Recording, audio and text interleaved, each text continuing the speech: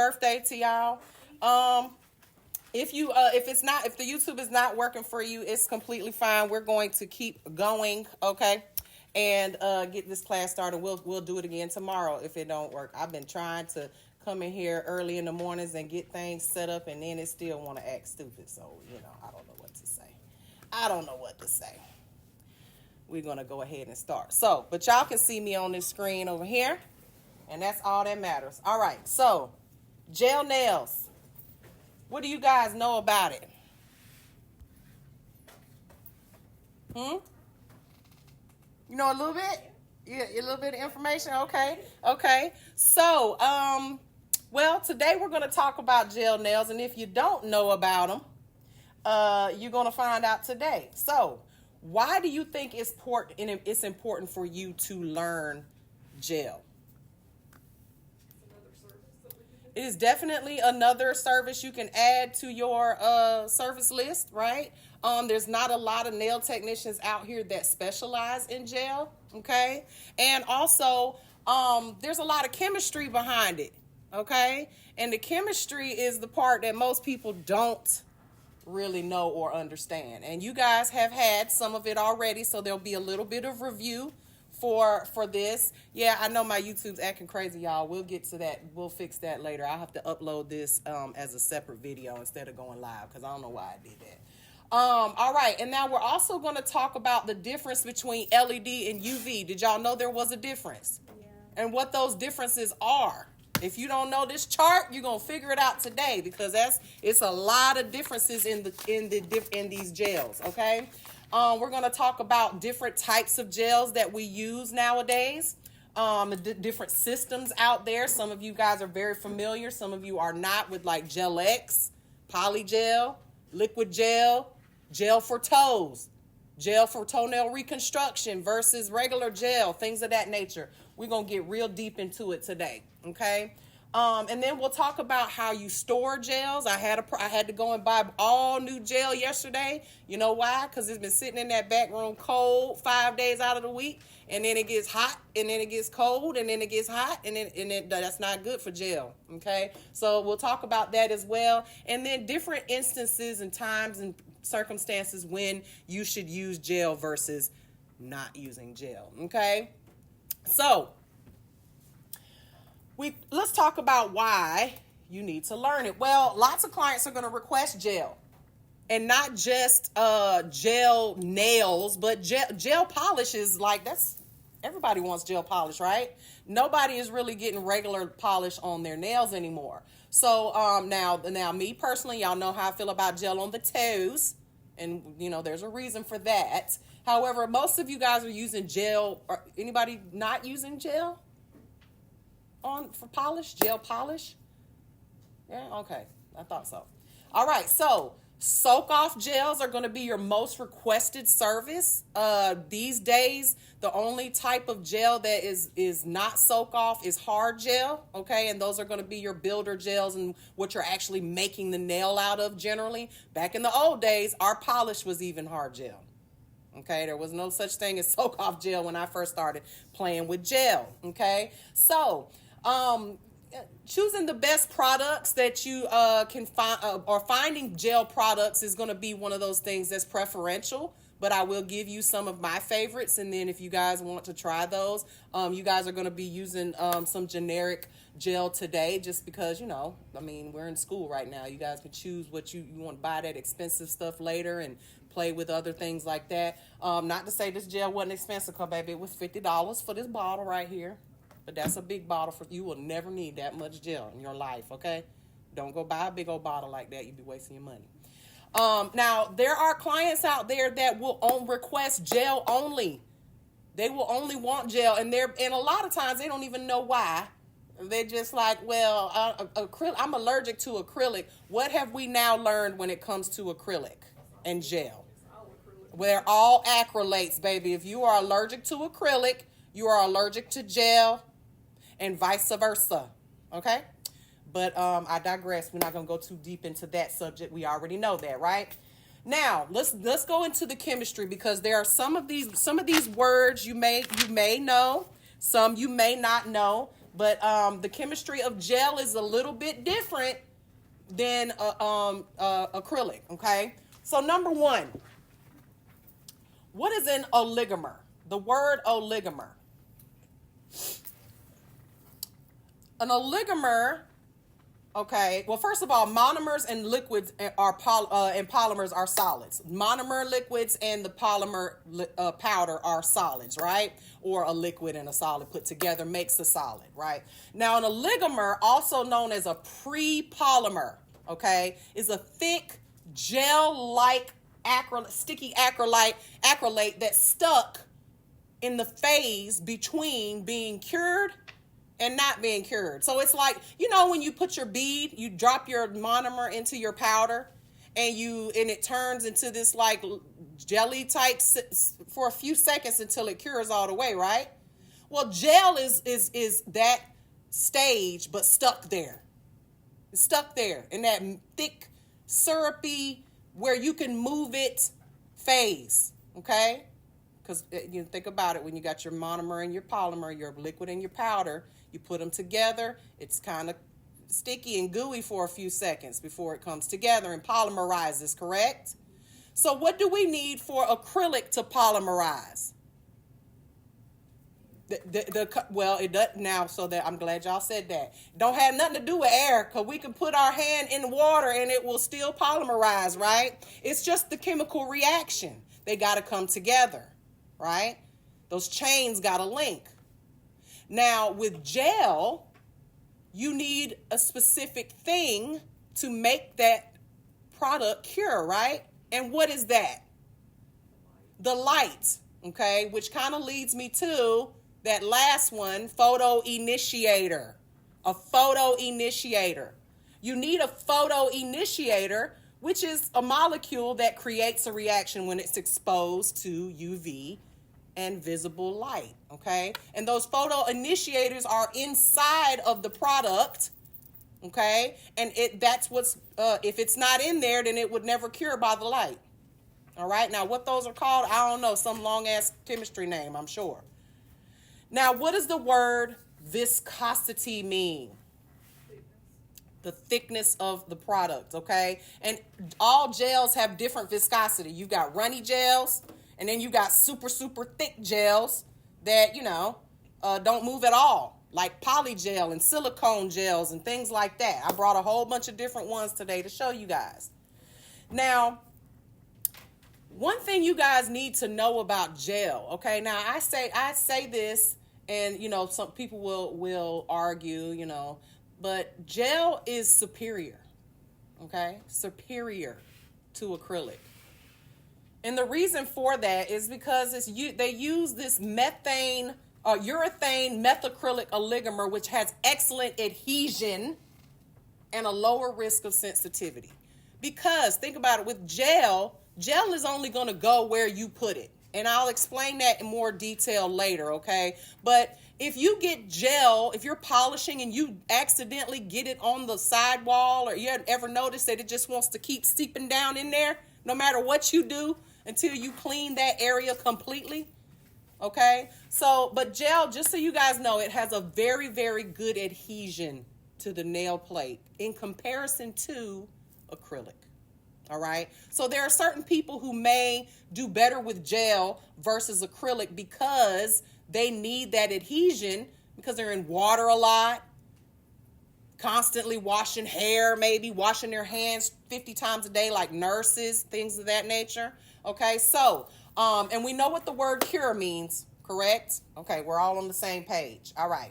Now, gel polish. Gel polish formulas are easily soaked off nowadays, okay? Easily soaked off. And they share a similar chemistry to other gels, but again, the acetone can soak them off. Now, they're applied in layers. You're going to need your, same as anything else, you need a base coat, 2 layers of polish, and a top coat generally, okay? If your polish is not polishing with 2 coats and you feel like you need a third, then baby, you probably got a sheer color and you need to just accept that. Okay? Adding more layers is not going to help you. All right. All right. So I want you guys to remember this as well. Base gel is for the natural nail. Okay? Stop putting base coat on top of your acrylic nails and then 2 coats of polish and then a top coat. You're just adding an unnecessary layer. It's going to thicken up the nails. Now, I hear people say, oh, but it makes the polish go on smoother. Maybe you need to buff them nails a little bit more or something. I don't know. Okay? But it's not necessary. Now, have you ever put your hands in a gel light and you felt an immediate reaction that made you want to snatch your hand out very quickly? What is that called? Exothermic reaction. That means that you're putting out heat. Okay, endothermic would mean you're absorbing heat. Exo means it's giving off heat, or heat is exiting from the product. So what is actually happening there? I mean, it's part of the curing process, yes, definitely. But why is there heat coming from it, and why is so intense? Sometimes it can be from the thickness too. Like if you put it on real thick, it has to go. It absolutely has a lot to do with the thickness. Most of the time, I mean, you feel it even if you're doing like just a layer of gel sometimes. But because the light, which we'll talk about different lights. Some of these lights, they just are on, full blast. I like to put it in ways you can remember this. So you remember back when you was a kid and your mama would come in the room and she'd be like, wake up, turn on the lights, flam, just boom, blam. And you're just like, ah. Y'all remember that? My mama used to be sweet about it. She'd sing a song every morning. Wake up, it's time to wake up. I'd be like, mama, turn the light off. Just turn the light off. But she would gradually turn the light on. She'd come in, all right, she was sweet about it. But some of us didn't have sweet mamas like that. Just turn the light on, get your ass up and get late. You remember how that felt? That's the same thing with gel. Sometimes there's ways to control that. We don't want to cause our clients pain because y'all think it's just a little sting, right? And it goes away and you don't feel it no more. But you're actually causing that client to have a burn to their nail bed. And depending on how much of a tingle you feel will depend on how big of a burn or how bad of a burn you have. Imagine burning something from the inside. Because remember, the nail plate is not alive as far as the layers. We can file on it. We don't have nerves on it. We don't feel that. But we feel if we get too deep, don't we? So what happens, think about this. What happens if we burn the nail bed?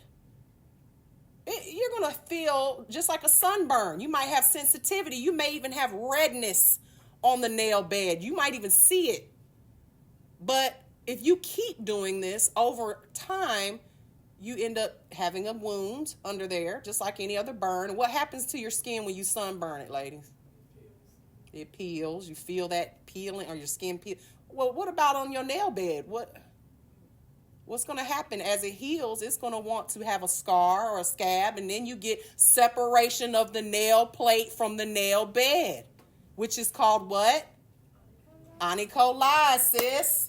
All right, so there's ways to control that heat, and I will show you guys how to do that. But the best way is to always have a thin application on your natural nail, okay, when you cure. And that's going to give you a bit of protection from the heat, from the second and third beads and all that you're adding to this nail. All right. And then I'd rather you add multiple layers of gel than one big blob at one time. There's no such thing as a one bead method with gel unless you really want to cause some pain to your client. Okay. You got to be careful. Now, also, if you have a lamp, okay, and you turn it on, which my lamp, just so you guys know, has a sensitivity setting. That means that, instead of just blam, turning it on, boom, we on there, bright, you can do the setting where it will gradually, get more intense. Now, if you don't have that setting, because not all lights have that setting, you can take your lamp and turn it on full blast, right? It's bright. Start your client's hand about right here, and every few seconds, bring it towards the light. Carol Ann. I know y'all don't know what I'm talking about. If you're a certain age, you do. Poltergeist? No one? Oh, never mind. Go towards the light, Carol Ann. Anyway, I'm getting old. All right. Just accept it, Mary. Okay. Now let's talk about the differences between LED and UV light. Okay? I have a whole chart here for you ladies, but I'm not going to give it to you yet. We're going to talk about it first. Now, anybody know the difference? Just offhand. Let's talk about the lamps. All right, let's talk about these lamps. Does anybody know the difference between an LED lamp and a UV lamp? How can you look at it and tell the difference? Can you pick one up and say, this one is UV, this one is LED? The answer is, just by looking at it, sometimes. Okay, what do I mean? Well, can you look at this lamp and tell if it's an LED or a UV lamp? It's LED. Yeah. It only cures LED? No. Well, okay. No, it's got the little ones. Yeah, it's only LED. Should be better. You seem like you're not really sure. Okay. It's probably both, but you can't. You can't. It's probably both, but you can't tell by looking at it, right? All right. Well, what about this one? Can y'all look at this one and tell? Let me pull this out. What kind of light this is? How do you know? Those bulbs? Right. So, this light, you know that it is a UV lamp. Okay, and this is an old school CND lamp, one of the best, most expensive lamps that were on the market back in the day. This lamp was about $400 a piece. I got 2 of them because I'm bougie like that. But this lamp will only cure UV gel. Is that a fact, or is it just UV, or will it cure LED? Okay, so this is why you need this chart, okay? So, UV gel lamps. This is what I like to call Old Faithful, okay? Why do I want to call her Old Faithful? Because she will cure anything. She will cure your UV gel. She will cure LED gel, okay? The only thing is, remember, she's Old Faithful now. She's a little bit slow. But she's always going to work. Kind of like me. Okay? Old Faithful. The only thing about this UV lamp is a UV lamp because she can cure everything and she's Old Faithful. She takes 2 to 3 minutes to cure UV gel and also LED gel. It doesn't matter. Just because you got an LED polish, because you know LED polish cures in 30 seconds, 60 seconds. Just because you got an LED polish on your client and you shove it in this UV lamp, it does not mean that all of a sudden she's going to make it cure in 30 seconds. She's still going to take 2 to 3 minutes, period. So these lamps now are cheaper. You can buy a UV, not a CND one, but like a generic, no-name UV gel lamp for like $30. It'll work for everything, okay? But it will take longer. But at the end of the day, ain't none of y'all polishing in no 2 minutes anyway, okay? A lot of times when you put them in an LED lamp, they pull their hand out 30 seconds later and you're still polishing the other hand. They over here digging in their nose and their purse and messing up the polish. You haven't even finished it, okay? So, Old Faithful, she does what she's supposed to do. It just takes her a little bit longer, all right? She will cure LED and UV. What does UV stand for? Ultraviolet, okay, light. Ultraviolet light. And what else do we get ultraviolet light from? The sun, okay? Now, here's the thing. Folks are going to say, oh, I don't want you to use no UV light on me because I'm scared of the cancer.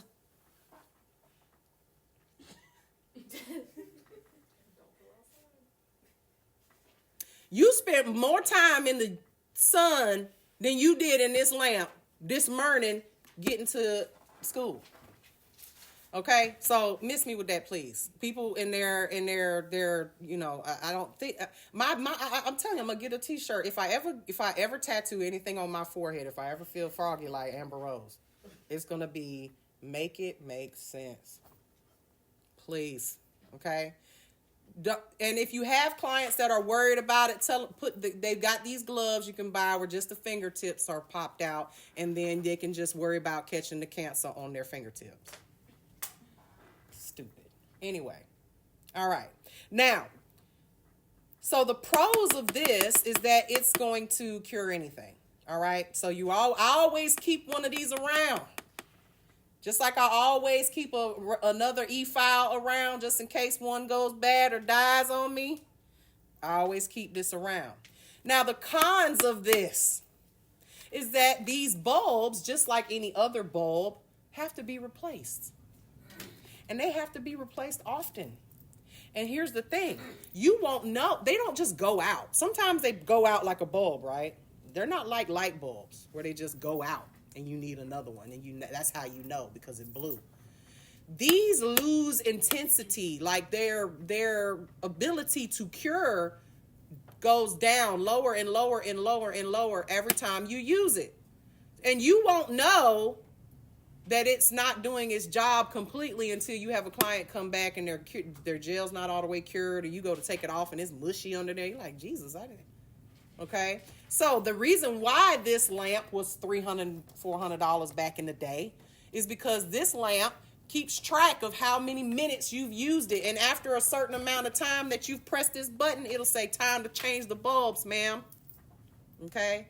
Now, the other way we used to do it is when we bought a new set of bulbs, we would write the date on it, and we would just change them every 3 or 4 months. Just like, you change your oil, okay? So, and these bulbs were $30 a piece because they were C&D bulbs. And you couldn't put any regular bulbs in there, all right? So, keep that in mind. That's the cons to it. So, these will last, about 3,000 hours. Sounds like, sorry, not 3,000, 3,500 hours. 35,000. I keep 35,000 hours, all right? Which is a long time. But you got to think, 3 minutes every time, and you're doing no less than base coat, another layer of polish, 2 layers of polish, top coat, and you're doing it on 2 hands. That's 3 times 15 minutes each hand. 15 minutes times 2, that's 30 minutes. It starts adding up over clients, okay? So ain't nobody got time to be checking for that, how many hours we've used it. That's why I had these fancy ones, just told me when to change the bulbs, blah, blah, blah. Now, let's talk about LED lights. LED, okay? And this, you were correct. This is a hybrid lamp. It cures UV and LED, okay? But not all lamps are hybrid lamps. You guys have a lot of those now. But before, which we have several of them, 2 of them to be exact down on that cart, they're black lamps by Artistic. Okay? Those are LED only lamps. Okay? But they only cure LED. So, an LED lamp, you can identify it by, this one at least cures LED, right? What does LED stand for? Light emitting diode.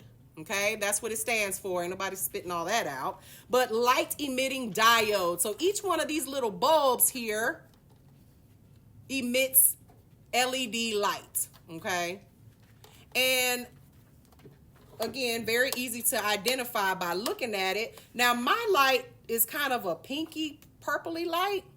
But there's so many other, these other lamps. For instance, this one kind of has like a purple color to it almost. I don't really know. Does it matter? No. It's just, just the light is what it is, okay? Now, you can't tell by looking at what color the light is if it's going to be LED or not. Now, an LED only lamp cures LED only. It will not cure UV gels. So she ain't so much old faithful, is she? The LED. You're stuck with, and a lot of these builder gels nowadays are all LED, but there are still products out there. For instance, the one you're going to get today, that is a UV light cured lamp. A product. Because that's all I could get, because they burned up my other one got hard on me. Okay? So with that being said, you need to know what kind of products you're working with, okay? Now, the pros of these lamps is that they last longer. There is no replacing the bulbs. When she dies, she's dead. Throw her in the trash. You can't replace these bulbs. You're not fixing them. You're not doing none of that, okay? Might as well just buy a new lamp, period, okay? And the cons again is that they only cure LED. So that's one of the cons of it. Now, they will last 50,000 hours versus 35,000 generally for the UV. Okay? Everybody with me on that? So I'm gonna let we got 6, 7 people in 7. 3, 4, 5, 6, 7. Someone volunteer. Come pass these out, so y'all, whatever you were writing, good. I like y'all to write stuff down. It makes you remember it, but here's your little cheat sheet, okay, to help you remember these things. Now, one thing we didn't discuss is the wavelengths. Wavelengths. So, when it comes to UV gel and LED gel lamps, they have what's known as nanometers, okay? Nanometers are wavelengths, okay? That's how much power the light is giving off. So you'll notice with a UV lamp, it's 320 nanometers to 400 nanometers. And the LED lamp is 365 nanometers to 405 nanometers, which is the reason why one can cure the other faster. The light is more intense. Okay? It's more intense. Now, if you notice, for instance, this bulb, there's 1, 2, 3, 4 bulbs in here, and they're 9-watt bulbs. So how many watts of power is coming from here? 9 times 4, y'all. 36 watts. So when you hear, I know, right? When you hear that it's a 36-watt lamp, 36 watts is about what you need to fully cure gel. Y'all have seen these other lamps that are like one little bulb, or maybe it's 5 or 6 little LED lights popping out. Those are not going to be enough power to fully cure a product. Okay, so we have what is known as flash lamps. Y'all know what a flash lamp is. They come in different forms, right? There's different types. I have several. This is one here, okay, that I like to use when I'm curing like it just sits on the table and you just put your little finger under it. But how many? Ain't but 9 in there, 8 in there. So that'll flash it, but it's not gonna fully cure a builder gel nail, a nail that you're building. No way. You're going to have uncured gel on your client. Here's another one, okay? Just enough for you to just go, done, and then fully curing the lamp, okay? So you're going to always need, I like to use these to set my gel so it won't move, and then you do a full cure, okay? So keep that in mind, that you've got to have the correct number of bulbs to fully cure products. And most of these products will tell you how many, what wattage you need to fully cure them. All right. Now, we talked about this. We've already talked about that. I kind of jumped into it. Now, cure times are going to depend upon your product. For instance, my top coat is a 60-second cure. Some are 30 seconds. There is a such thing as over curing, y'all. Okay? Just like if you put your, you're going to make some sugar cookies. I have y'all make, anybody in here bake cookies or okay. So I really love those Pillsbury sugar cookies, the big packs that you can get at Walmart, right? And I learned, because I like my sugar cookies chewy. Don't nobody want no crunchy, hard ass sugar cookie, right? Because I like to put sprinkles and stuff on it too. And I have learned that in my oven, it says on the back of the pack, 9 to 12 minutes. If I leave mine in there past 9 minutes and 30 seconds, they're going to be too crunchy for my liking. So when I tell you I set a timer for those cookies, because if I leave them in there, they're going to be burnt. Same thing. Y'all, it's the same concept here. I mean, you're not going to have burnt gel nails, but they will be over cured for those clients, because you've all got, and some of y'all are this client. Some of y'all are this client. The light goes off, and then you're like, I'm going to help you out, sis. I'm going to make sure it's extra cured. You don't need to do that. It's unnecessary, okay? Very unnecessary. Plus, you running out all my battery life on my light, okay? So, keep it to the amount of time that the product says it needs to stay in there, okay? Now, let's talk about different gels that are out there nowadays, because there are so many products out there. I brought several for you guys to see today, okay? Now, there's two basic types of gel systems that we use, okay? Number one is going to be your hard gels. Number two is going to be your soft gels. Anybody heard of these, and do you know the difference? Or is today your first time hearing about it? Huh? Yeah. Don't be shy. Don't be shy. Which one of y'all is already licensed master nail tech? Okay. It's okay. Hannah, you said this your first time? No. Oh, you've heard of hard and soft gel. Okay. So hard gels, also known as your traditional gels. You'll hear that word, traditional gel. Okay. Hard gels are created, they were created to be strong enough to use to build an extension. Okay. And we know the difference between an enhancement and an extension, right? So what would we use to enhance a nail as far as gels are concerned? Polish. Gel polish, boom. On a natural nail. You're enhancing those little natural nails. Hard gel is meant to have the strength needed to build an extension, just like an acrylic. Okay? Because if you've ever peeled off your gel polish, what did it do?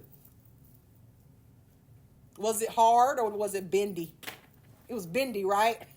Because I don't care how many layers of gel polish you apply, you're not going to get it strong enough to withstand being long or an extension, okay?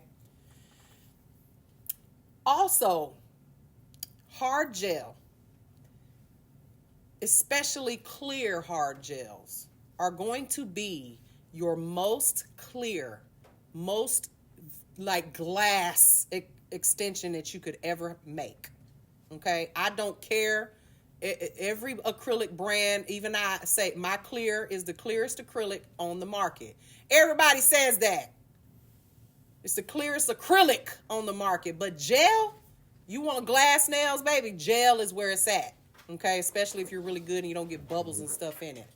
All right.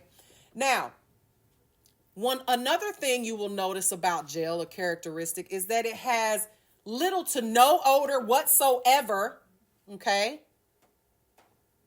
And the dust when you're filing is very fine, okay? And it floats around everywhere, right? You want to be very, very mindful when you're filing gel, okay? Because it will get all up in your nose.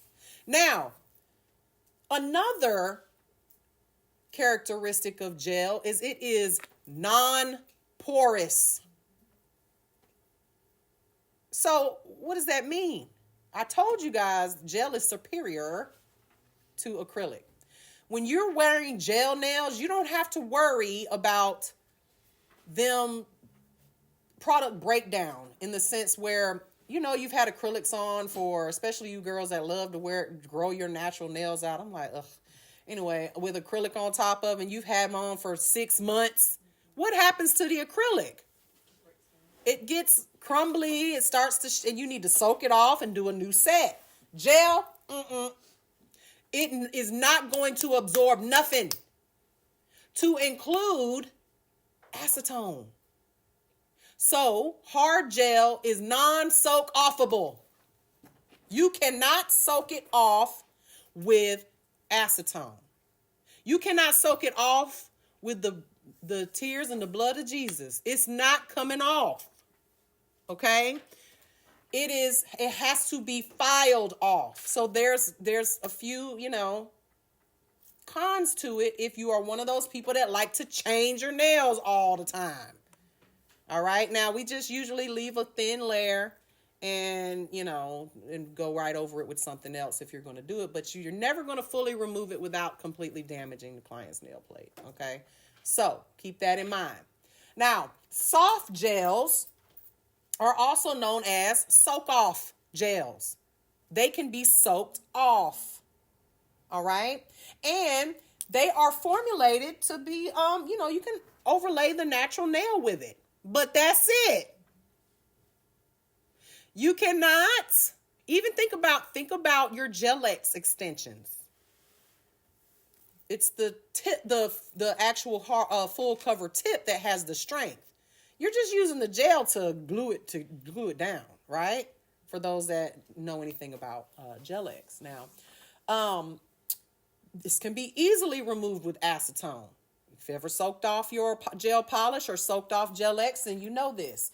Some of them are strong enough, to do a very short extension, or repair a natural nail that's long and overlay. But even then, I wouldn't use a soft gel to try to make a nail stronger. Okay, it's just not going to cut it. Most of them are made with some type of pigment. All your gels have pigment in it, and some of them are actually contain nail polish mixed with gel. Okay, and this is an old school trick, y'all. Because a lot of the gel polishes out here, the really, really cheap ones, are regular polish mixed with some clear gel. You can smell it. And there is a way to do that. It's got to be 50%. If you got a favorite polish color that you really want to turn into a gel, it can be done. We'll talk about that another time. But those are your cheaper polishes. Most of them are not even 100% gel. Okay, so you might run into some products out here that they say 100% gel. You'll know the price when you see it. Okay, the price will be much higher. Now, both of these different types of gel systems have different they vary in viscosity and things of that nature. But you can usually tell by the viscosity how it's going to be used. Okay, because we're not going to be using polygel as gel polish, are we? I don't really care what color it is. It's going to build with that, right? Again, I'm going to show you examples of that in a second. So you got soak off and soft gels, hard gels. One soaks off, one doesn't. Okay, got it? Now, bonding gels. Some systems come with a bonder, okay, which is going to generally replace your primer, okay? Not all systems have a bonder. Okay, some systems, for instance, Gel-X, they have a dehydrator and a primer that air dries just like any other acrylic system. Because guess what? They're all acrylates, remember? Okay, but some do require a bonding gel.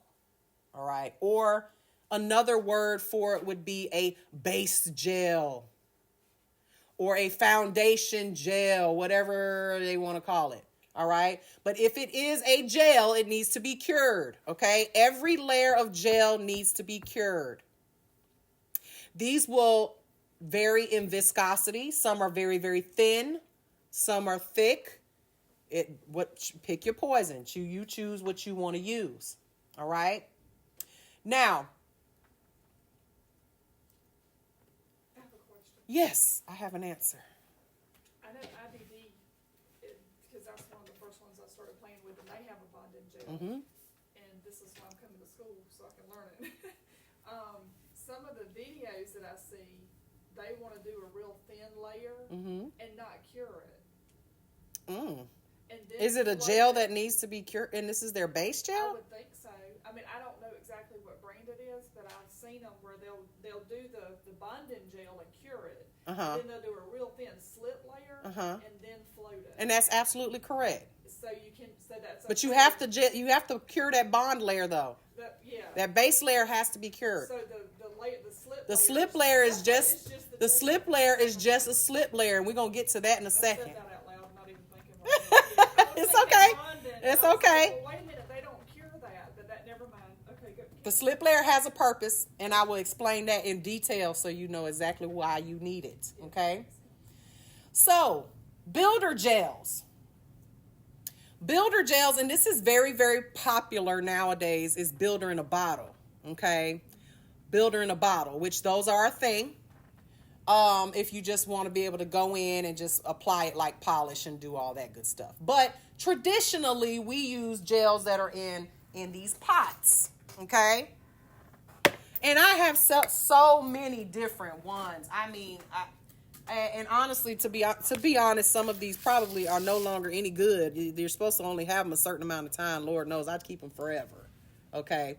But builder gels are going to be useful for creating an arch for your extension or your apex. Okay. Because they're thick enough where you can build it up and it'll sit and it won't spread as quickly as, say, like a gel polish. Okay.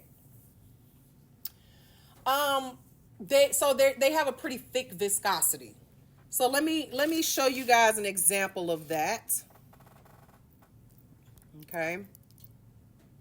Let's take that out. And a lot of times they come in several different colors. All right. This is a builder gel.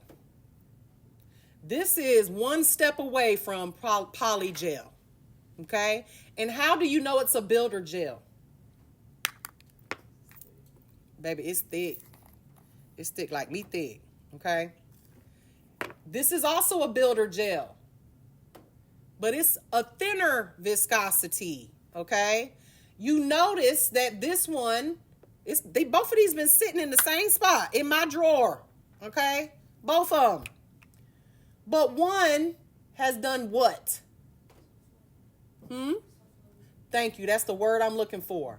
When we talk about gel, you'll hear the word self-leveling often.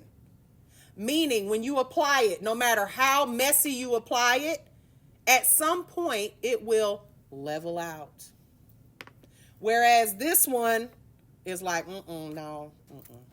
I like sitting that way, just like that. Okay. So these are both builder gels. One viscosity is different than the other. You choose what you want to use. Just know this, when you're using that thick builder gel, this one right here, your nails going to look horrible before they look good.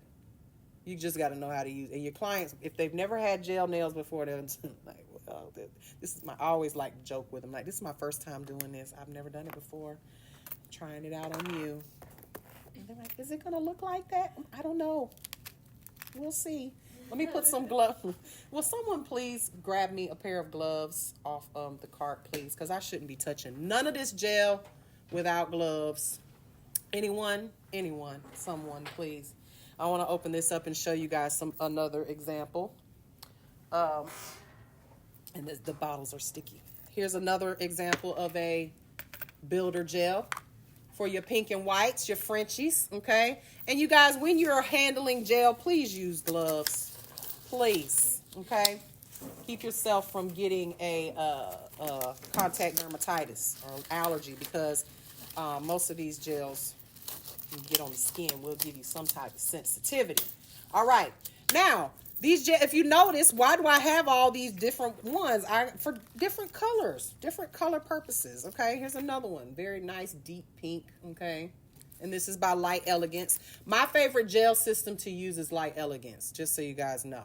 I use IBD because I can get it here. I can buy it off the shelf at Mr. Johnny's. He's got it. But Light Elegance is my favorite line because they have so many options. For instance, this is a fiber gel. This is called a fiber gel, and it looks like it has actual little fibers in it, but it looks like a natural nail. So you can build out the extension and make it look like someone's real. It is really good for repairing or building nails that look super natural. This one, for instance, is called Cool Gel. This one has an ingredient in it that prevents those heat spikes. Okay, they've got several different formulas. Then they have this one here is called a one-step gel, and this one is a base builder and a top. You could do all three in one step.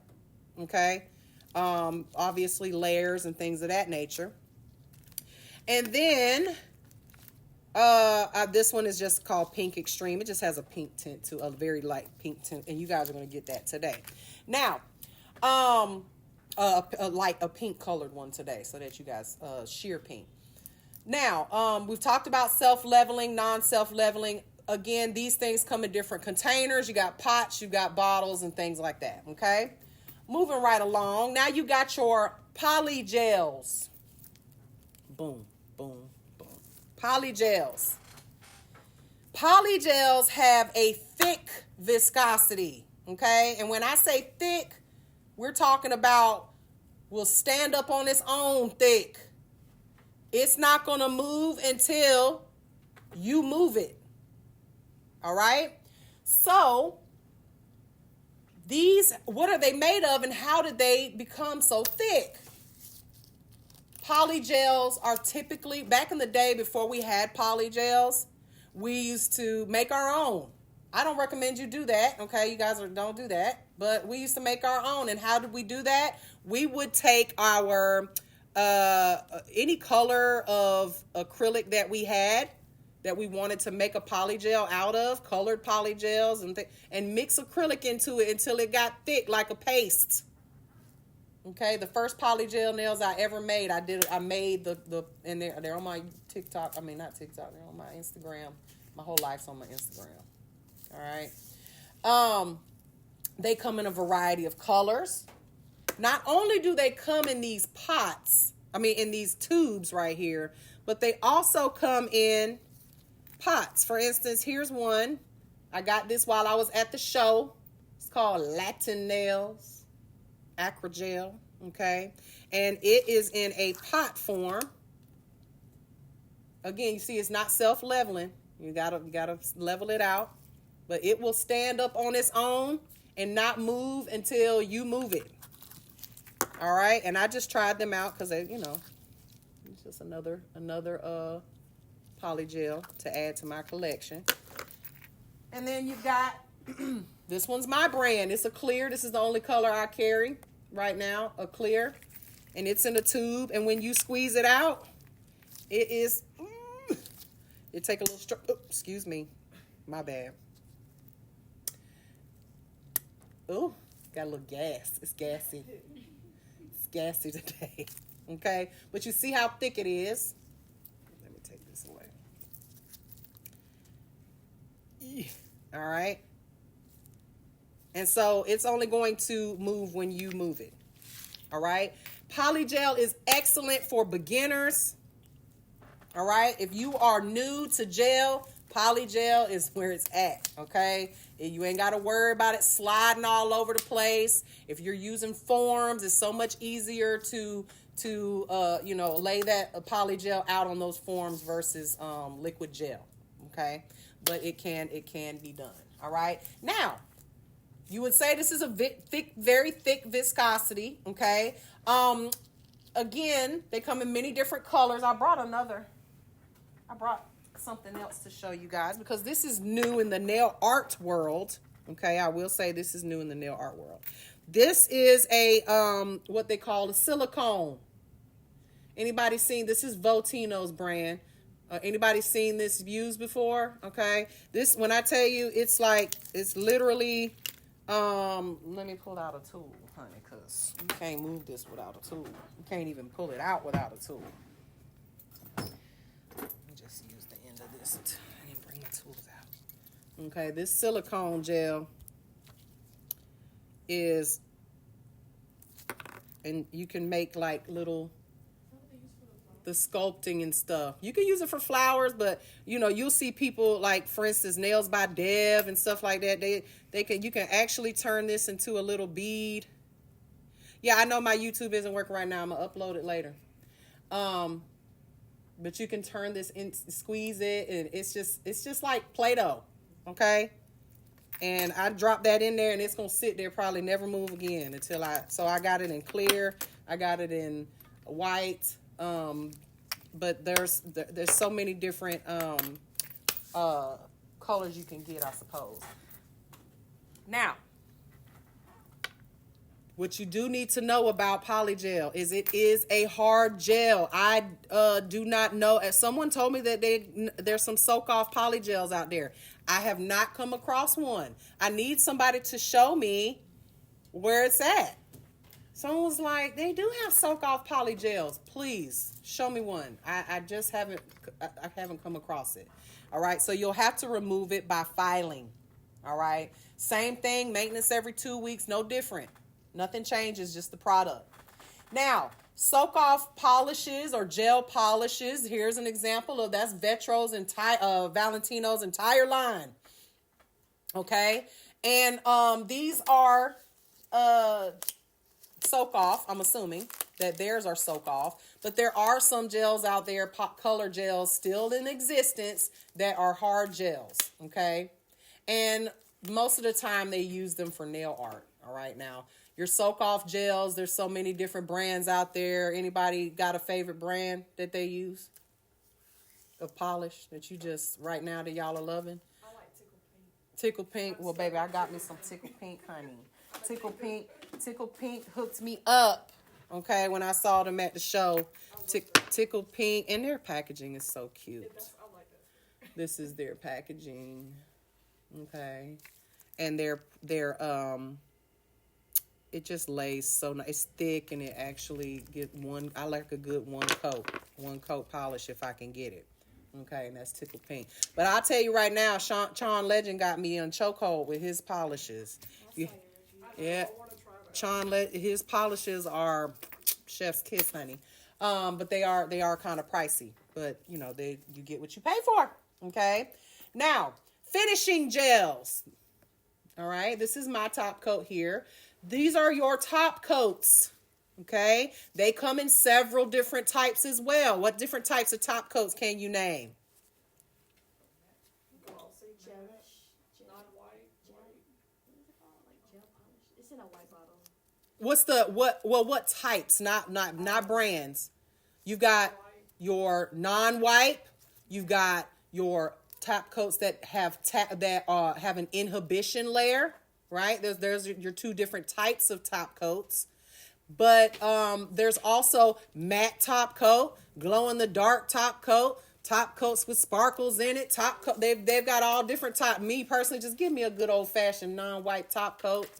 But just know when you're buying some of these brands, if it doesn't say non-wipe on it, you probably do have to wipe it. And that's another thing you have to do. And that's a pain in the butt. Yes, dear.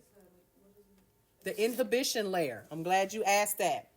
So, the inhibition layer, which is that tacky layer, you'll hear that name as well, tacky layer, inhibition layer. An inhibition layer is a layer of uncured gel.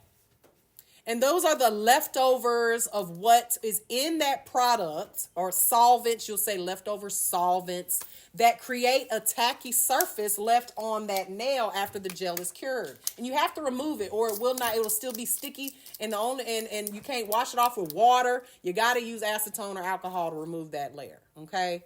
It's just the leftovers of chemicals that are still that are just sitting at the top because everything else cured and that was left over.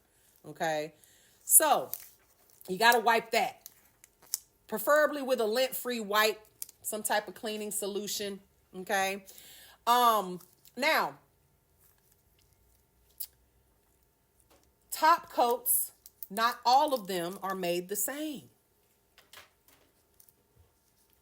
Meaning, some are hard gel top coats, some are soft gel top coats, okay?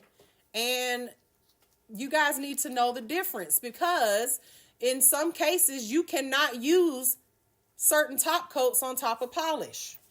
All right, so what do I mean by that?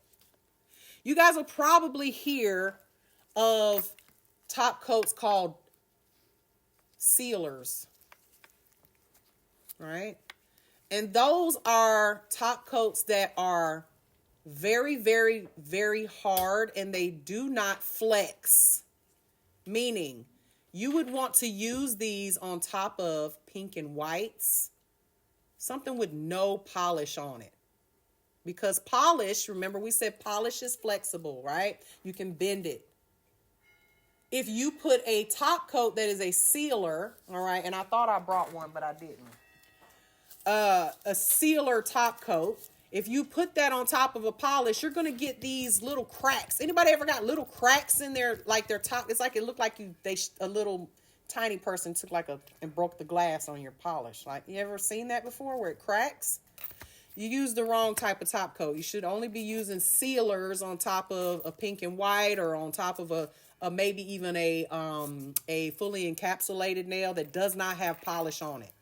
Because otherwise it will chip and crack and just crumble, okay? And for instance, anybody heard of chrome top coats versus ones that the chrome will stick to, right? All that is a soft gel top coat in a bottle. They selling it to you as a chrome. You can use it as top coat, honey. It ain't gonna matter, okay? And the difference between that top coat and one that you cannot use chrome with. Anybody ever tried to do chrome and it didn't stick? Why is that? Well, you're using a hard gel top coat versus a soft gel top coat. For instance, think about it. Soft coat is rubbery. It will bend. If you try to rub chrome on that glass window over there, is it going to stick? No, because it's very shiny. It's very non-porous. All right. But think about because we've all had Tupperware before, right? It's rubber. You heat up some spaghetti in it and they stay forever red. You can't get the damn spaghetti stain out of it. You know what I'm talking about? Because it's porous. It's more of a rubber. A rubber is porous. So the chrome can stick to it. All right. So I'm telling you this so y'all don't go out here and buy. I didn't buy it. They gave it to me. Nitro tried to sell me a matte top coat. Well, it was called ombre top coat. Okay, because if you know anything about nail art, you can actually ombre with pigments on a matte top coat. You can tap it in there and make it stick. Well, they were like, this is our magic ombre top coat, and I was like, this is a matte top coat. And y'all put matte in top coat inside of a bottle and trying to sell it to me for twice as much as matte top coat. Because they think I don't know. But you go out there and buy that $20 matte ombre top coat when you got some matte top. Everybody got matte top coat. You got it. I promise you. Okay? So keep that in mind. There's different top coats out there. And depending on what you're using it on, or what type of products you're using it on will depend on what type of top coats you need to buy, okay? Moving right along. Now, there are certain types of brushes that you should use with gel that are better options versus others, okay? Now, most gel brushes are going to be synthetic, okay? Synthetic brushes, most, okay? Now, Tammy Taylor, she sells one that's natural hair for her poly gel. Don't know why. But most of the time, you're going to want to use synthetic nylon brushes because the gel is not going to, it's going to, if you put it on a natural hairbrush, it's really just going to make a mess, really. I prefer stiffer brushes, ones that aren't so soft and fluffy, if that makes sense. You guys are going to get a nylon brush today to work with. Now, you need your lamp, okay, whatever lamp you're going to choose. You need your brush, your bonding gels or your primers, your builder gel if you're going to be building out nails or sculpting nails or putting them on a tip, and then your top coat.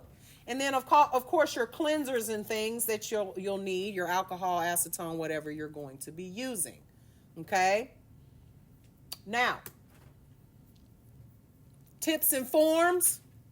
If you're going to be using tips or forms, if otherwise overlaying. Your cleanser, your abrasive files. Now, one thing I will tell you guys, when it comes to gel is a softer product. You do not need to be using a 80 grit file on a gel nail because you will file it right off. You will file everything off. It won't be nothing left. Okay? So I recommend anything from 180 and higher when you're working with gel when it comes to files. Because again, you will file it completely gone in one good swipe if you're not careful, okay?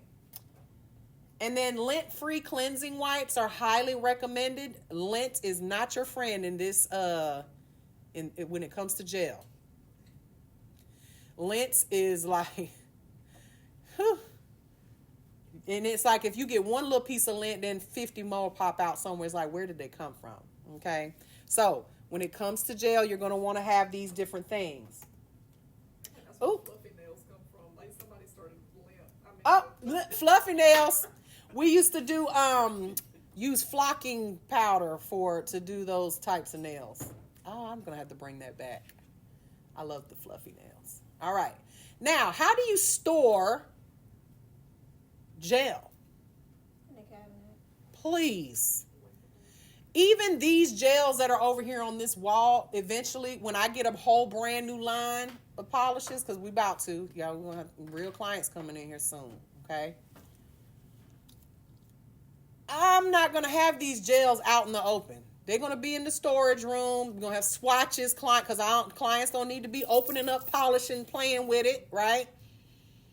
But they should be stored in a cabinet, all right, when they're not in use, that is directly, that does not have any direct sunlight or heat pointing towards it. Speaking of tickled pink, hey, Mr. Pink. Mr. Pink is in the room. We were just talking about your lovely wife's product line here. Thank you for the gift. Oh, thank you so much. You gave me a Christmas tree. Thank you. Did y'all see my Christmas tree? Oh, y'all didn't see it. I spent all this weekend putting up a Christmas tree. Then I went to Walmart to get me a new tree. And why did I buy one that's taller than my damn living room? What was I thinking? And it's so big. I'm going to have to bring it here next year because it's too big for my house. Anyway, so you want to protect your gel from not just light, but also heat. Okay? So if you are a traveling nail tech and you are leaving your stuff in your car at night and you live in Florida, okay, your gel is not going to last very long. As a matter of fact, it might lock up on you overnight. Gel cannot withstand certain temperatures. We adore you. Thank you for always being so supportive. Always. We love your products. One of my students just said so. So, keep that in mind. Keep it in a nice, cool, regular temperatured place that stays the same temperature all the time.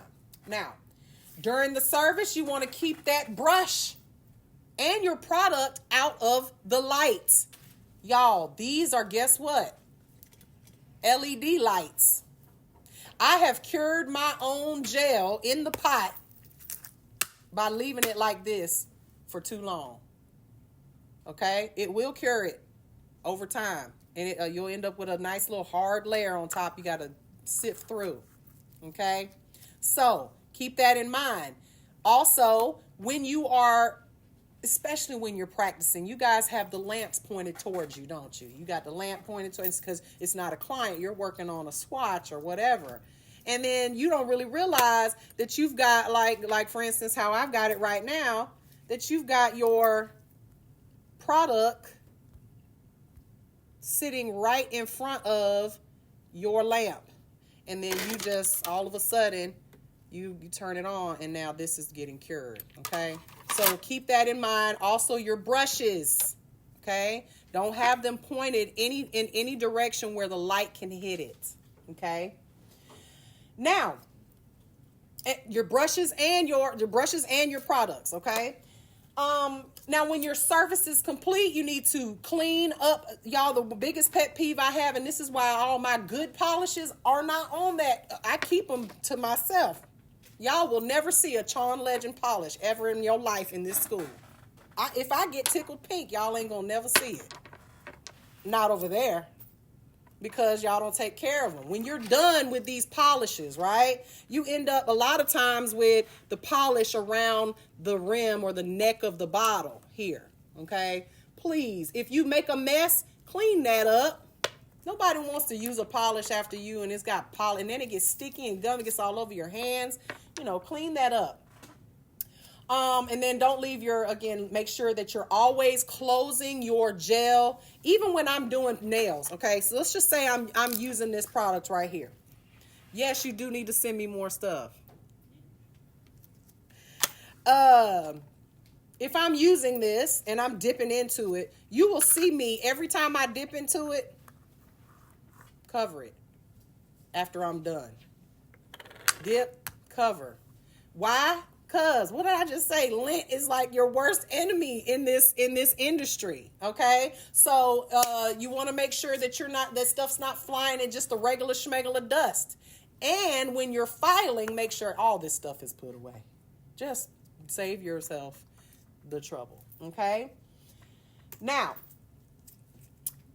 when it comes to applying the gel, because you can see here that the way she's applying it, right? Just kind of laying it on the middle of the nail and then allowing it to spread. Now, you mentioned earlier the slip layer, right? So, I'm going to demonstrate this. It'll be easier to see when I demonstrate it, okay?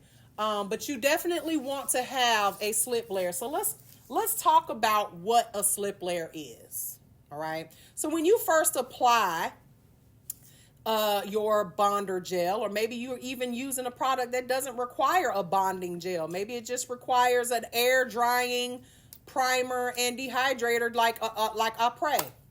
Okay.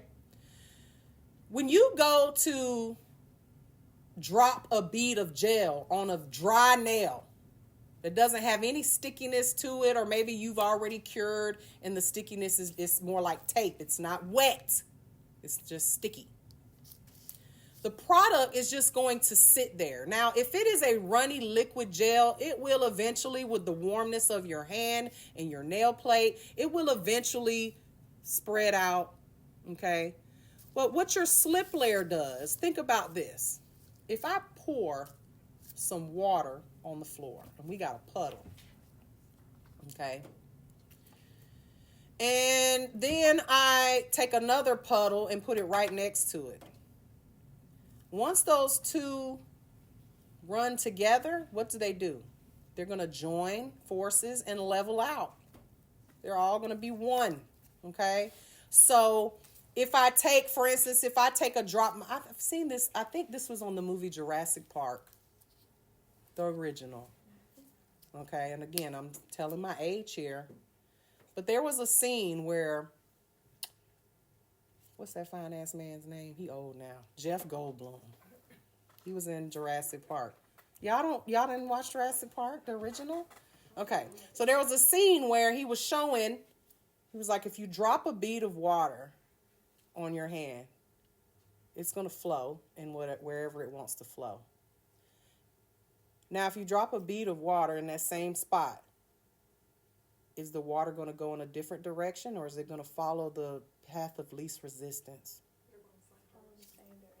It's going to go right down in the same spot It chose to go the first time. So we are going to control this situation, meaning we're going to take our gel, a very thin layer of it, and we're going to create the path in which we want our gel to go.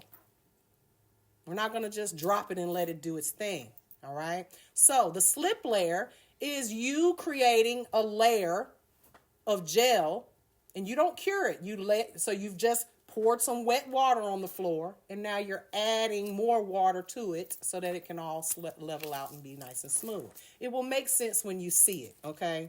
But that is what a slip layer is, and that's what it does. So that the floating the bead, which is a term you will hear, which is what she's doing right there. She's floating the bead. So with gel, your brush, you really don't even need it, okay? Your brush is simply a vehicle in which to help you spread that product out. You could put gel on with a metal cuticle pusher, okay? As long as you have a slip layer, all right? Now, you want to apply that slip layer with a brush. But as long as you got that slip layer, you could use your fingertip to apply gel, okay? Now, don't do that. That's ghetto. But it can be done, all right? So, floating the bead and stringing the bead, these are terms that you will hear, and I will show you what that is, okay? Now, avoid applying too much product. Why? That heat spike. And then again, if you do find that you are applying larger beads, do the things that I showed you in order to keep that client from experiencing those very, very painful heat spikes. Has anybody experienced a heat spike before? Yeah. Okay.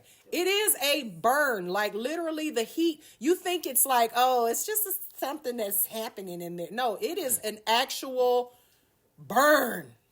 Okay?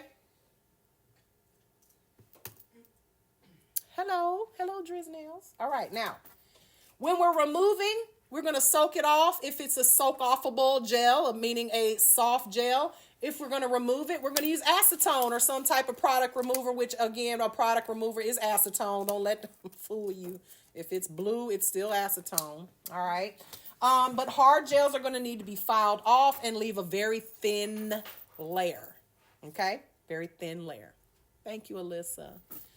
Now, let's talk about when you should even use gel, okay? Because not everybody is going to ask for gel, but you as a licensed professional or an educated nail technician should know when it's best to use gel and when you can say, well, first of all, how much can you afford? Can you afford the gel? Because gel, maybe they can't afford.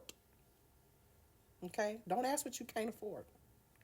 But if they can, if it's in their budget, because gel, think about it. This pot of gel right here, a gel pot about this size, it's going to cost you anywhere from $25 to $35 and $45, okay?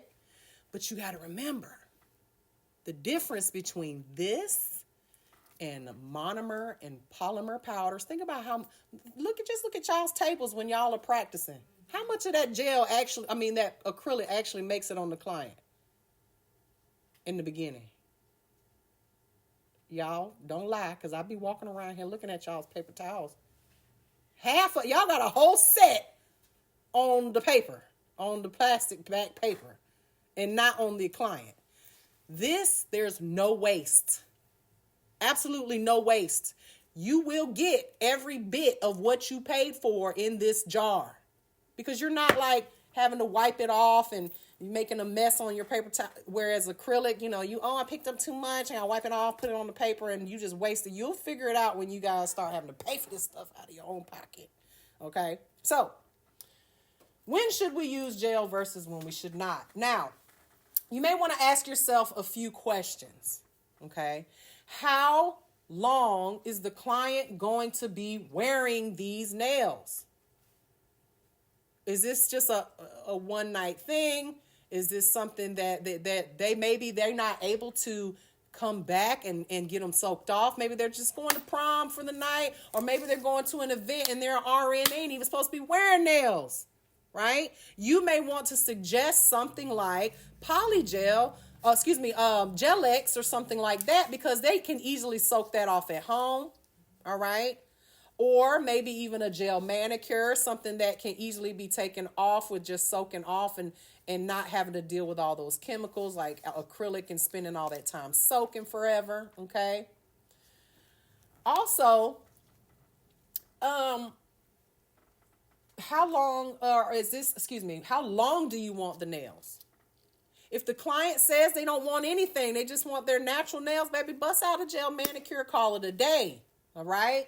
Don't do anything that's going to require an extension or something that is going to have to be filed off and they still got it on their nails, because they're going to want to pick at it. All right, if they're just one-time wear, gel is probably not the product for them. Now, you also may want to ask, let's just say you have a client that keeps coming back and she got lifting. It's always lifting all the time. You don't understand why. She's lying to you. She told you she was a housewife, but she actually is a dishwasher at Waffle House. And you're wondering why her nails are lifting all the time. Maybe you'll try a hard gel for that reason, okay? These are questions you may want to ask yourself before doing it. Now, with gel polish, when is the polish going to be removed? All right. Does your client have fragile nails? Maybe they need more than just gel polish. Maybe they need a builder gel just to kind of give it a little fluff, a little oomph, a little thickness to it. What if you got clients that have nails that have this ski slope when naturally their nails kind of slope up? You may want to build up that divot that's in their nail so that it doesn't look so weird, even if it's just all they want is just gel polish. Now, one thing you need to explain to your clients, peeling gel polish off of the nails is the worst thing you could ever do. You think only one layer of polish is coming, or one layer of nail plate is being removed. It's a lie. When you snatched up that polish off and you're peeling it off and you come off in all one piece, you've taken off several layers of the nail plate, and that's going to be a problem, okay? Problem. This is why I don't like gel on the toes. No one is ever patient enough to remove it properly, all right? Now, that is all I have for you as far as the theory is concerned. Does anyone have any questions about UV LED gel nails? Yes. When you put your head in the lamp and it comes out, it's all green. What causes it? That is a very good question. What causes that? The question was, for instance, because this happens with certain colors. I'm going to tell y'all the colors right now. Black, dark purple, and randomly sunshine yellow. Okay, not neon, sunshine, sunflower, sunshine yellow, like the regular schmegular yellow. Okay, what the question was why does it wrinkle? Why does it? Because it'll end up looking all swirly and then it peels up and it's wet underneath. Okay, so you need to remember that the lamp, the lights, the bulbs, the light emitting, it has to penetrate all the way through from one layer to the other. With dark colors like black, purples, yellow, it always does it to me, yellow. The light, the pigments are so dark, or they are. Just think about tinting your window on your car. Can the light get through there? No, it's black. Limo tint, it's not getting through there. Okay? So, in order for the light to be able to get through, you got to go legal with your tint, baby. You got to do the 5%. You can't do 5%. How do I know? Used to have very dark tint and got a ticket once every other month. Snatched that shit right off, too. Okay? You got to go for the 20%. 20% light can get through there. That's black, but not too black. So how do you prevent that? Very thin layers. Very thin layers. And also, sometimes it will happen here on the side of your thumb. Y'all shaking y'all's head. Amen. Can I get a witness? Why does it do that? Why does it do that? Well, first of all, one thing these are some tips and tricks for you guys, okay? Don't ever do the thumb. Wait, let it be the last thing you do, or you get you one of Miss Mary's lamps that has a thumb lamp on it, okay? You don't have to worry about the thumb not curing with this lamp. All right, now this is sitting up for so that you can have it with your toes when you're doing toes. But in general, you're just gonna have your, and there's several lamps that that have this feature. But I made sure when I had these made, that I had the feature of the thumb curing light thing here. Okay, so if you back in the day when I was doing nails and I didn't have these fancy lamps, you got these 4. Cured it. These 4, cured it. Repeat, top coated, thumbs naked. The last 2 fingers that I always polish, this one, and then we would do this. Why? Because the light would hit it evenly like this. And if you have this is if you have a lamp that does not have, because we didn't talk about this, a reflective bottom. This one doesn't have a reflective bottom, meaning a mirror on the bottom. Okay, so with this one, you have to put it like that. All right, and I would set my clients up. I'd be like, all right, we're gonna do your thumbs now. We're gonna do them both together. Boom, boom, boom, boom. It's just 2 fingers. Or if you have a reflective bottom, you can have them clam it like this, and it's upside down. And then when you turn it on, it's going to automatically reflect the light up, bounce off of it, and cure it evenly. So that otherwise, if your thumb, think about how your thumb lays. And a lot of you guys will start with the thumb and end with the pinky. And then this is done slid over to the side, and then you got a puddle of wet polish. It's like a water bed under there. Just trust me, if you see that happen, take it off and do it again. Your client's going to call you tomorrow after she goes and takes a shower and her polish peeled off, and you're going to be like, I ain't got no time to slide you in. Do it right the first time. Take the time the first time, and then you won't have no issues. Clients won't be coming back saying, oh, my polish peeled. But that's the reason why. It's a darker pigmented coat. You won't see this it doesn't do it with clear top coat. Absolutely not. You will never see clear top coat wrinkle like that. Okay? It's only highly pigmented colors. And that's the con of having very high quality polishes a lot of times, is the pigments prevent you from being able to cure it properly. Now, let's get to this good demonstration. Y'all want to see some stuff, don't you? Okay. All right. So, I have my little hand from last week where I put the extension on here. Okay. So, I'm just going to use that as we'll just say that this client came in and she wants gel, but I use tips instead of sculpting it. You can sculpt as well. That's a whole nother thing. All right. So what you're going to do is you're going to dehydrate and prime if your product line is a product line that requires you to use air dry, dehydrate. I'm old school. I dehydrate and prime. I don't care if it does have a bonder. I still dehydrate and prime. All right. It's just my preference. Now, you guys are going to get today one of these nylon brushes, okay? This brush ain't nothing to write home about, all right? It's just a brush, a gel brush. And I'm just taking all the little adhesive out. It was stuck, hard. Now, what you do need to make sure that you do when you're storing this, I highly recommend you put it right back in here. Okay, and put it in your bag away from lights, because you'll pull it out next week if you got to leave it out somewhere and it'll be hard. Okay, you're also going to get a container of gel, and this I just got from Mr. Johnny. It's called blush gel. It's just a pink tinted gel. Okay, so the first thing you want to do, you got your tip on there. Or we could even say this client is getting an overlay, but in this case, this is a tip. All right. you're going to, now you'll notice when it comes to this gel that it is a liquid gel. Okay, it is, when we say liquid, this is what we mean by a liquid gel. And when you pick it up, it's like it has a honey consistency to it.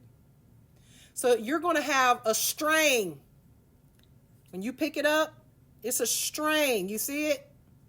You want to make sure that you break that string before you run over here to the nail, or you're going to have gel everywhere. And gel everywhere is you just going to feel sticky all day. You're just going to feel like you need to go home and shower. All right? So break the string. And so when you're picking it up, you can, you can kind of go from side to side here. You'll notice, I don't know if any of y'all notice on my gel, because I'm very particular about my stuff. This is why I don't let y'all use it.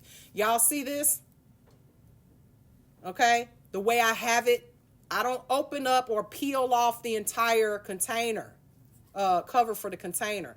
I only do it about halfway, or sometimes you'll even see a little hole. I just put a little hole in it because I don't want gel all over the sides and making a mess, and it's just horrible. Okay? All right. So you pick up a small bead, all right? And what you're going to do is you're going to do that slip layer. And so we talked about the slip layer. Remember, the slip layer is where gel is, gel will go. Okay? Remember that. So when you lay your slip layer, if you got a bald spot, a little patch missing, where you didn't think about, like when you're polishing, if you got a little bald patch missing, there's not going to be any gel to flow there. Okay? So your slip layer, we're going to, let me put more light on the situation. There we go. So you guys can see. I'm going to take this small bead that I have here,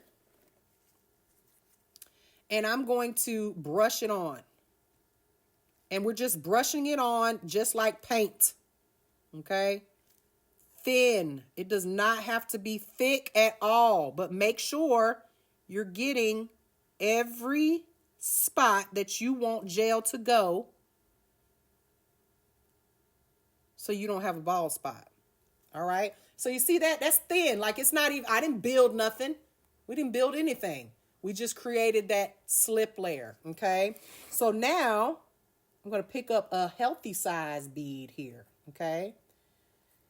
And remember, I told you that your brush is just a vehicle to help move the product. So what I'm going to do is I'm going to roll off, simply take my brush and roll that bead off of get it off of the brush. You don't need it on the brush. You can have a little bit, but you don't need a whole big old bead on there.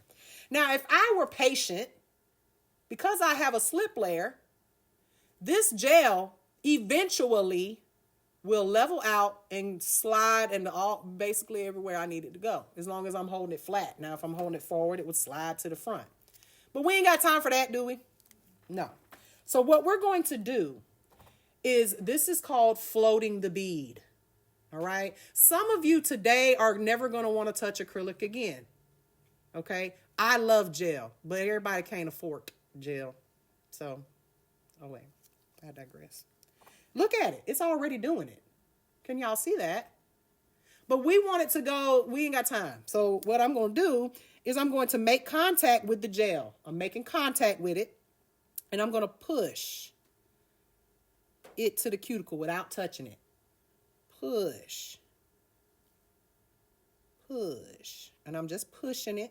And now that I have gotten it, my cuticle area nice and smooth, and gel in that area, what I'm doing here is I'm just moving the product, floating this bead down this nail. You may need to pick up more. If you need to pick up more, pick up more. Grab a little bit more. Okay, I'm going to pick up a little bit more. Make sure I don't have no string. Now, there is a process called stringing the bead. I'll get there in a second.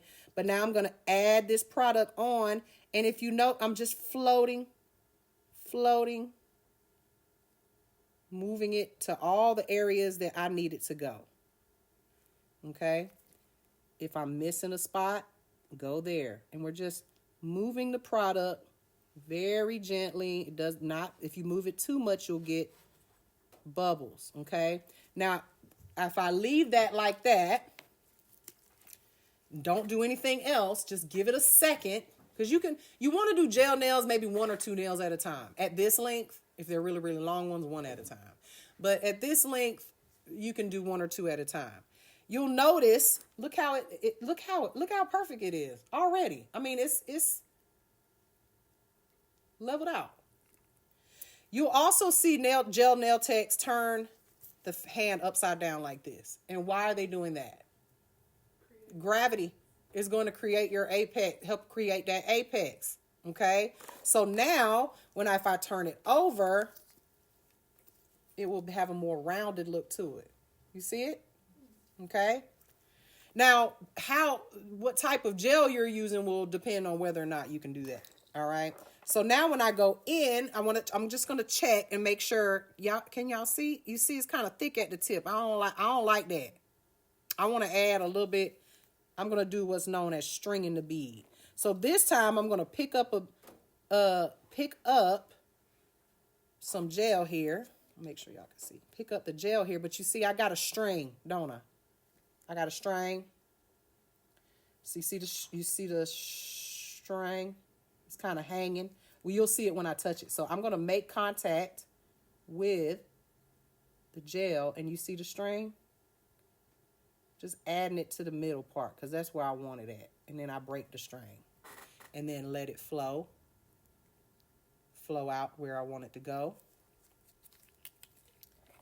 And I tested this gel last night in my lamp, because this is does both, right?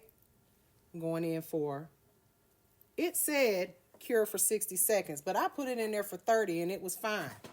Okay?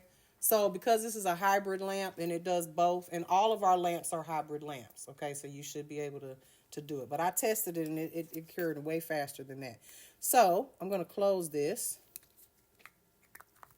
All right. Now, for those that were trying to watch the YouTube, I will be uploading it as soon as this is over. Y'all can watch the replay. I don't know why my live didn't work this morning. Okay. So, when you look, it's been in the lamp curing, right? How do we know that it's fully cured? How will we know? Well, you definitely want to touch it, okay? Y'all hear it? Okay, but there is a tacky layer on here. So we need to remove that tacky layer with an acetone or alcohol wipe. Now, if you're using acetone, is not going to melt it even if it's a soak off right away. Okay, you got to let it sit there for a minute. All right. But one thing I do want to let you guys know about if you're using a top coat that needs to be wiped, that has an inhibition layer. Okay. Please wait a few seconds before you go to wipe that, because it's going to, think about it, this is a plastic. And if you wipe it right away while it's warm, it's going to dull the shine. Okay, so give it a second to cool down. All right, so when I wipe this, take the tacky layer away. Notice that when I do that, I'm going to lay it on the nail and pull down, because that's a tacky layer. Those are chemicals that you are wiping away. So if you do this number, what are you doing? You're getting it all over your client. She's probably going to come back itching and stuff next week. Talking about take these off. All right. So now, just like acrylic, I can go in there and I can form and shape this nail. No different. Same as, there ain't no different than when we did our acrylic last week. Okay. Now, your gel, your filing, your polish is what's going to tell on you. Sorry, y'all. Let me zoom out some so y'all can see. Your polish application is what's going to tell on you whether or not you did a good job shaping this nail. But y'all see, gel is easy. And at the end of the day, it's not cured until you put it in that lamp. So if you put it in that lamp and it was wompy and crooked and falling off the side of the nail, that's your fault. You had time to fix that easily. Okay? So what you guys are going to be doing today, I would like for you to do overlays over the short little nails, but if you would like to, because I've shown you guys how to put the tape on the nails, I've shown you guys how to, if you want to go and extend it a little bit, try, you can, all right? But let me also finish this up so you guys can see the actual polish application, because that matters.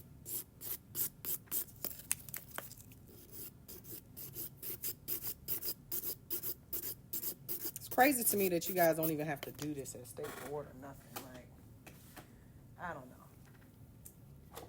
I have a bone to pick with the State Board. I think I'm going to join it. Things will change. All right. So then you got your dust there. We're going to remove that. Now let's use some of this because it's a misconception that red polish and all that shows your mistakes. Let me tell you what shows your mistakes. White, okay? White. I love how you teach. Thank you.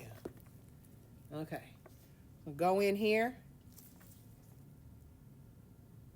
Take this is what I call establishing the cuticle line. Take it and get really close and then push up a little bit and then bring it down. Okay? Remember, gel goes where gel is. So if you do a good job with your polish application. Ooh, Lord, these ditty nails right here.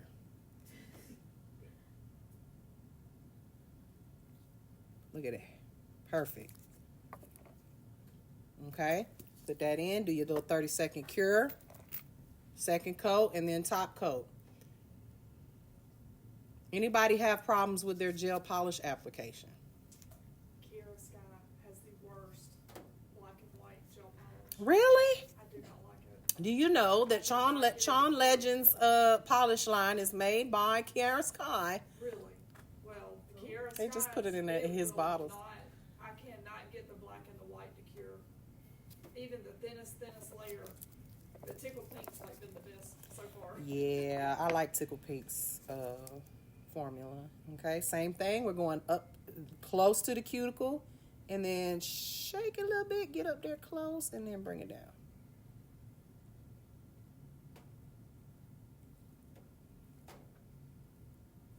Okay. Now, capping the free edge is something that is personal to you. I like to cap it and then I file it off. I ain't gonna even lie to you. Because if the tip of the nail is raggedy and it don't look smooth, I don't like that. So I usually cap it and put my top coat as well, cap it with the top coat, and then I go around it with a file just to make sure it's nice and sharp. But don't file it all the way till it's naked back down to the gel. That kind of defeats the purpose. But that's 2 coats, and then we'll top coat it, and that's that. Now there is one product that I wanted to show you guys because some of y'all had questions about gel on the toes. Some of y'all did. Okay. Which I don't even know where my gel top coat is. I thought I brought it. I guess I didn't. I'll get one from the back. But that's your gel application. Okay. Very easy. This is so simple, y'all.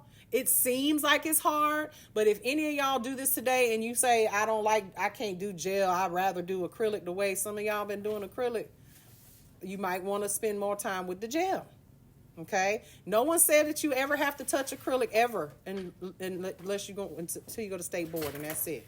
All right, but I wanted to show y'all this gel product for the toes because I get asked about this all the time. No acrylic on toes. Well, what can we use instead?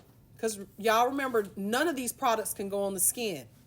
So if you've got an acrylic toenail or a toenail that is broken down to the, that way down and your client really wants you to fix it, what can you put on there instead? What's the alternative? Because I say gel, right? But again, gel is not appropriate for the skin. So this is a product here called NanoFlex. And this can be used on nails as well, not just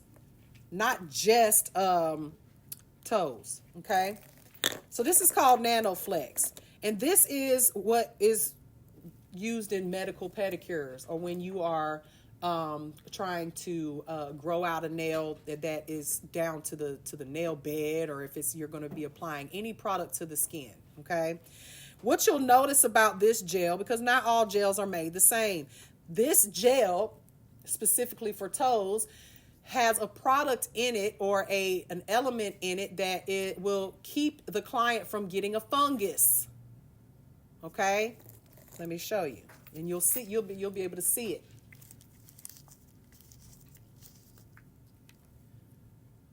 Can you see it?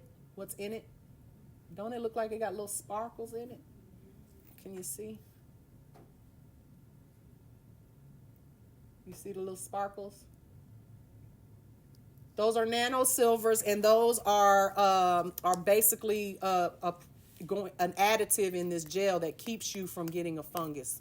Because if you've got gel or acrylic on your toes, and you've shoving your feet in shoes that are hot and sweaty and moist all day long, okay, you're going to grow a fungus under that nail, okay? So this product is specifically meant for toenail restoration, fingernail restoration. I could use it on my little busted fingernail. And it can go on the skin without causing an allergic reaction, okay? So this is a hard gel. It's more flexible than acrylic, but it's not as flexible as this. This will bend. It's very bendy. Okay. They also make it in concealed colors for the natural toenail free edge. And then also this pink is a concealed pink to cover up any ugliness that the client may have. But when you apply this product, you must sell this to the client. What is this? This is called a toe tincture. See, when you guys see, it ain't all just about doing nails, right? Honestly, you should be making about half of what you make doing nails selling retail, if you really want to make money in your salon. So if you are doing toenails with NanoFlex, then you need to also, they have their own brand. I just didn't have it. I bought this at the show. This right here, a tincture, you would do the toenail on the client, and then the client would have to, every day when they get out of the shower, when they leave the gym, when they, in the morning, at night, every time their foot is wet and they coming out of the water, they need to spray this directly on the toenail that is a prosthetic. And what does this do? This is like those silicone beads they put in everything you buy to try to keep the moisture out of it. If it gets wet or if it's in a damp place, this will draw out all of the water that is underneath that toenail so that they don't get a fungus. The main reason prosthetic toenails and acrylic toenails become a problem is that they're not taken care of properly. Who wants a fake toenail? Nobody wants that. I mean, some of y'all dummies do, but some of y'all putting toenails on perfectly good toes, all right? And ruining your toenails. So if you end up in a situation where now you've got to have a prosthetic, which, just so you know, if I put a toenail on you, and I work in as an MNT in Dr. Fine's office, a podiatrist's office, guess how much the insurance company will pay for one toenail? To you BBL folks out here, toe BBL folks that are only charging $50 for a full set of toenail. $125 per toe for the big toenail, for big toenails, and then, it might be, $10 for each little toe or whatever if you need it. So again, why y'all doing these things to these people when you could be fixing the ones that they messing up and making on one toenail? I mean, you got to be certified to buy this product. You can't just buy it. You got to be an educator, a licensed nail tech that has done their certification. Okay. Can't even just go on their website and buy. I'm sure you can get it anywhere. Just like you can get anything. Somebody will be buying it and selling it. But you have to be certified to use this product. Okay. And that's just something that you can, if you're interested in being an ANT, MNT, this is where the money's at. Okay. Because there's a lot of folks out here messing people up. I can't wait. I can't wait till everybody realizes that these acrylic toenails, what they're doing to you. Okay. So, y'all ready? Everybody knows what we're doing today with the gel? Okay.